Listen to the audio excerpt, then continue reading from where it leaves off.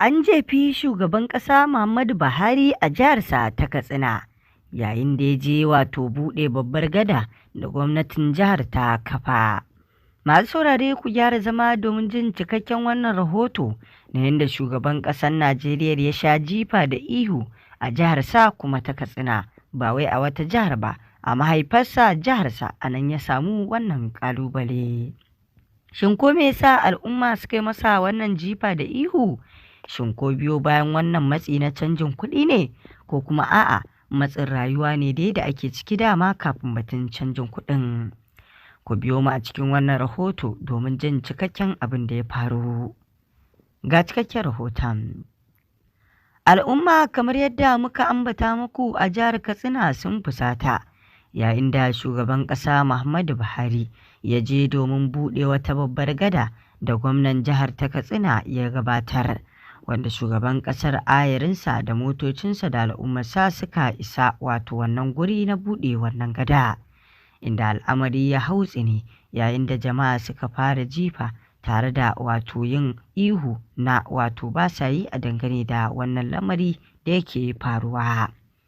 Wannan ihu da suka yi wa shugaban ƙasa Muhammadu Buhari tabbas ya zama abin kunya gare shi, saboda irin yadda take jiharsa ce ta masa wannan abu. Abin da ba a cewa komai irin abin da ya faru a wannan lokaci a jiya. Jaridu da dama na ƙasar nan sun wallafa labarin irin yadda ƙalubalen ya faru, wanda babu shakka dai bidiyoyin babu kyan gani na irin yadda al'umma har ƙone fastoci da banoni suka ringa yi na shugaban ƙasa Muhammadu Buhari da suke wannan guri. A yanzu babban abin tambaya a nan shine, shi me tunzura al'umman mutanen Katsina suka yi wa shugaban ƙasa Muhammadu Buhari haka, duk da dai cewar nasu ne kuma ɗan jihar su ne, babu shakka duk inda ya je ɗan jihar su ne dai, kuma abin alfahari ne a ce shugaban ƙasa daga yankin su, amma sai ga shi dai su suke masa wannan ihu da kuma jifa.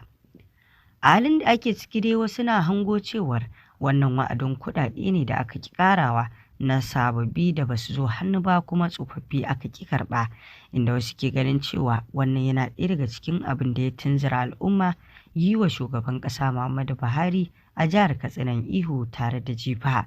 Wasu kuma na ganin cewa a'a, dama dai matsin rayuwa da ake ciki ne kowa ya zo wuya, shi ya sanya al'umma suka ba shugaban ƙasa Muhammadu Buhari haka. Sai dai a wani ɓangaren na fahimta abin da aka yi wa shugaban ƙasa Muhammadu Buhari, wasu na ganin cewa rashin ci gaba ne da kuma koma baya, domin cewar babu shakka duk wanda za su yi wa shugaban ƙasa irin wannan, ana ganin cewa ko da shugaba da abin da ya muku bai kamata a ce a bainan nasu a fito a masa irin wannan abu na jifa ba. Sai dai wasu na ganin cewa ai tsarin ci gaba ne ya kawo haka, dimokuraɗiyya ce. Waɗanda suke ganin cewa dimokuraɗiyya ce, kowa na da 'yancin yin abin da ya ga dama ya tofa albarkacin bakinsa. Wannan ai ba tofa albarkacin baki ba ne ba, kuma ko da tofa albarkacin bakin ba baka damar ka ci zarafin wani ba. Babu shakka yi wa shugaba irin wannan koma baya ne, duk da irin abubuwan da suke faruwa a ƙasar nan. Shugaba ko me yayi idan ya huce, ka fito kai magana ta ilimi, kada ka sake kai abin da bai cancanta ba. A halin da ake ciki dai 'yan Najeriya na ci gaba da tofa albarkacin bakin su kan wannan jifa da aka yi wa shugaban ƙasa Muhammadu Buhari a jiharsa ta Katsina.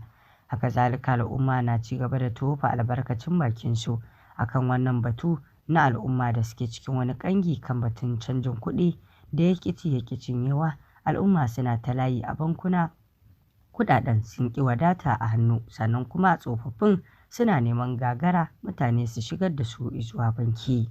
Ya Allah muna roƙonka, Allah ka kawo mana sauƙi a cikin wannan al'amura, ya ganar da shugabanninmu abin da ya kamata su ringa yi akan al'amura irin waɗannan, ba kawai su yanke hukunci ba tare da yin la'akari da wasu al'amura na rayuwa na talakawa ba.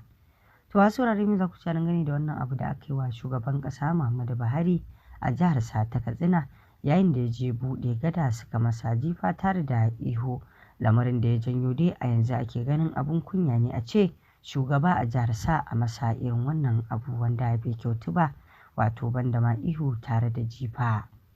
Muna jiran jin ra'ayinku akan wannan lamari, mun gode.